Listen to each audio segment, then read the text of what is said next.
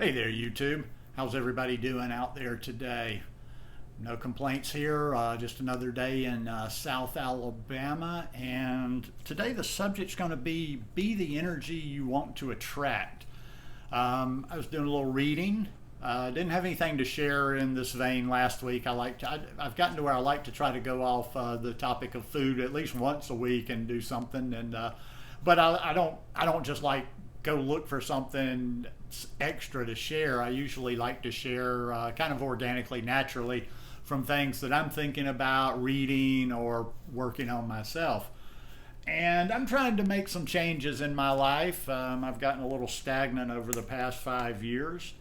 And I was thinking about the people aspect of it too, about the kind of people that you want to attract to you. And yeah, this is just a real practical approach. And imagine when you see this, be the energy you want to attract. I have The Secret. I haven't actually read the whole book yet. I've heard Wayne Dyer talk about, manifesting and energy and attracting energy and all those things.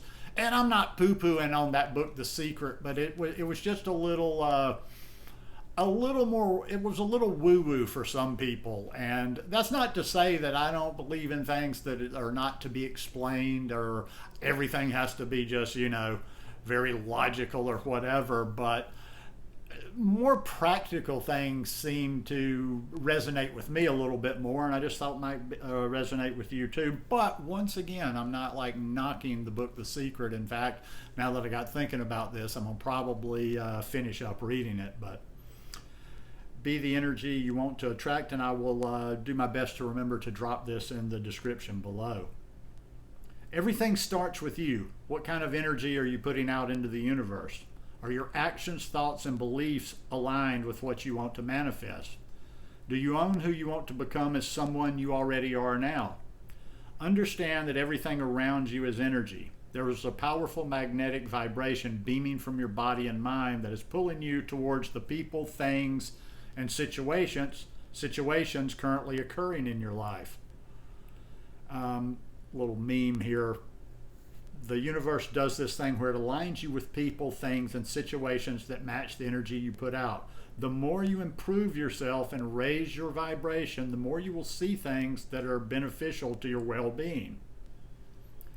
This magnetic pull is your energy signature, matching you to the vibration you hold. If you don't like what you've attracted up to this point, don't stress yourself about it. You can always recreate yourself. However, never point fingers at the circumstances. These are just results of your current thoughts, emotions, and beliefs. You should never blame anything on the outside. This just weakens your personal power to take responsibility over your life. Every day, you make the choice with your thoughts, habits, and behaviors about the direction in which you want your life to head. Don't get stuck on a few repetitive thoughts and habits that aren't helping you get better and say, that's just who I am. That's a bad one for me. I'm bad about just saying, well, this is just me. And one of them I've talked about in the past and I didn't really deal with is I tend to just talk about all the time. And I think it's okay in some situations, but I tend to be like, I'm lazy. And I've accepted this and I kind of identify with that. I'm lazy about things. And when you say that over and over and over, it kind of makes you lazy. So I've kind of tried to drop doing that. But I will say it again here on this channel. And when I say it in relation to food, that's okay, because I'm very lazy in relation to making food. But that's neither here nor there. Everything in your life is a reflection of a choice you have made. If you want a different result, make a different choice. They've got some memes between some of the paragraphs. I'm just reading those memes as I go too. You can decide every single moment how you want to live, and that's in the thoughts that you're playing in your mind. You don't need to control them, but you need to pay attention to the common stream of thoughts that you're having. Is it negative or positive? So many people out there I see all the time, especially on social media, everything is negative. All their talking is negative. All their thoughts are negative. It's almost like Eeyore and Winnie the Pooh, although I love Eeyore. Eeyore is always like just thinking the absolute worst. You don't need to control them. Does it make you happy, or does it put you in a negative cycle that triggers negative emotions? What about your habits? Do they support your visions? Are your habits allowing you to reach your goals? Once you become aware of your predominant thought, you can replace them with the thoughts of things you want. Once you decide you don't want to be stuck anymore, you will start to have better habits that align you with your greatest vision. That's it. That one sentence got to me because I have been like that. I've been feeling like a lot, especially the last year and a half or so, like I'm stuck, and I just need to do something to kind of kick me out of that. Your thoughts are a force, a frequency, and live energy that you can direct to work for you. You can transform yourself in all areas of your life by focusing and exposing your mind to a lifestyle that matches where you want to be. What you pay attention to gets magnetized to be attracted back to you. You can't have a positive mind and live a negative life. That just goes against the laws of nature. Instead, focus back on your thoughts, beliefs, and ideas you have about the world. What is that little voice in your head constantly saying? What emotion are you always holding? Your state of being is constantly gravitating everything towards you. Everyone desires change, but to become better, you have to start doing the self-work to overcome any limitations and fears you hold. You have to start by forgiving yourself and everything outside of yourself first. Forgiveness is a high vibration. It frees you. Did you know forgiveness is disattaching your current precious energy from the past?